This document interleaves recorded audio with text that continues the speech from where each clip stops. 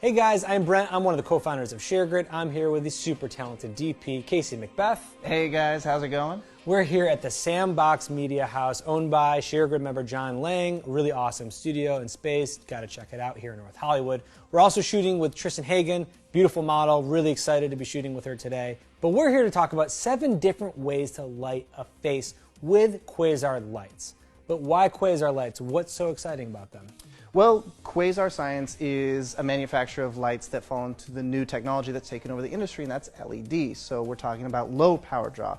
You can plug tons of these in, still get tons of light out in a single circuit without blowing anything. So great for locations. They don't add heat to your set, which is amazing. They're very cool to the touch, so they're great for putting close to talent, if that's kids or animals especially. Yep. I mean, there's a ton of benefits to these things, and they're only getting better. Plus, Quasar lights are very inexpensive and they're super versatile. Absolutely. The ones that we're using, you can just at a flip of a switch go from tungsten to daylight, which is very, very, very helpful. So with that, we took on the challenge to come up with 7 different ways to light a face just using quasars as our light source. Here we go.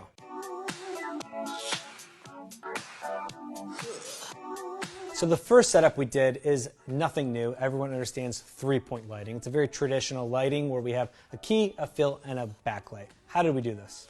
So what we did is we started off with our talent on set. We brought in 3 on a plate, so that way they could be mounted all together.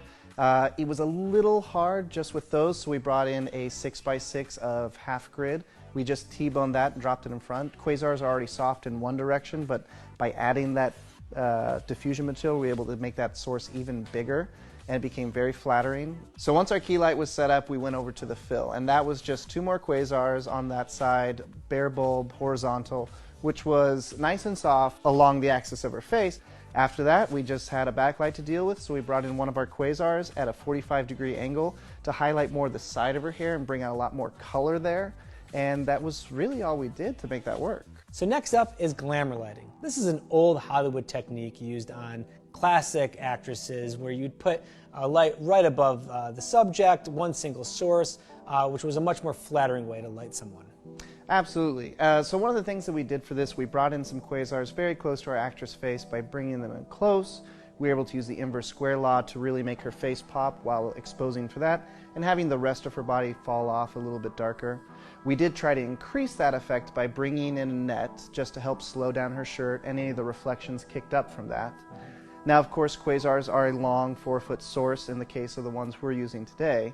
So to help make those feel a little bit harder, we brought in a solid to help block off some of the light, thus kind of firming up the light and giving it a little bit more of the kick that we see in those old photos.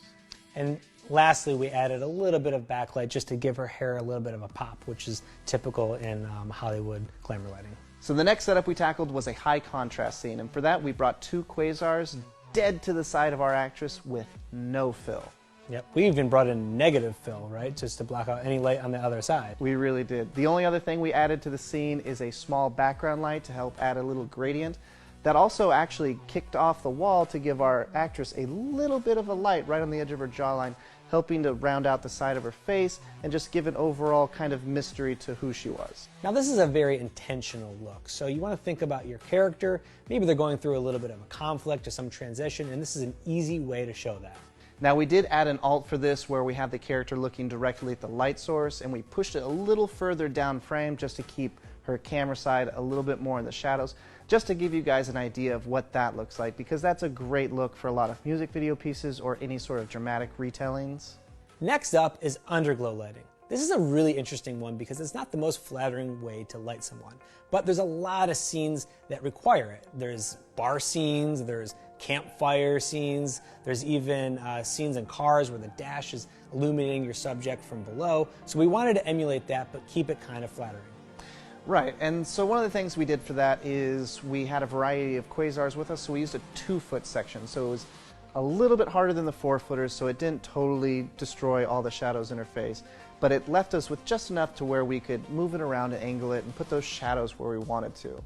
Now, of course, taking any light very low is going to cause a lot of shadows on the tops of noses, on the tops of cheeks, and really kind of do odd things with a character's face. So one of the things we did to combat that is we ballooned some 250 diffusion over it just to really make that source a little bit bigger, and that did a lot for just softening up the light and making it work a little bit better. Once we had all those things in the right places, we brought in a piece of foam core just to kind of reflect some of that light back into them, just to kind of balance the scene a little bit more. And in post, if you wanted to bring these shadows down further, you could, but we got this to a place that we were really happy with. Next up is ring lighting. This is a beautiful way to light someone. You use it in a lot of commercials. It's very flattering, low contrast. It's a great way to make your subject look awesome. So ring lighting is highly stylized and very glamorous. It's something very fun to pull out, and you'll see some amazing stuff depending on how much time you have to rig, how elaborate you want to get with the designs. We went with a simple square just to make sure we still had light coming from top, bottom, and the sides. It filled in our actress's face wonderfully. It sent shadows off in every direction. Very soft, very attractive, and those eye lights, incredibly captivating. Next up, we did the double edge backlight. This is one of my favorites. It's super striking, it's beautiful, it's really purposeful, which I love. It brings out a lot of structure in the face, it's symmetrical, but how do we do it? So for this one, one of the big things was symmetry. So we brought in our lights equidistant on each side of her, but we made particularly sure to pay attention to position so we weren't bringing out too many of her facial features with just that hot edge. In front of her, we put a big piece of foam core and we lit that with one more quasar just aimed up into the foam core. And that gave us a nice soft light falling down her face, bringing out some shadows in the cheeks, under the eyebrows. Overall, very attractive, very simple. All right, last but not least, this is a bonus one. I don't even know what to call it. The Dana Dolly light, the Xerox light.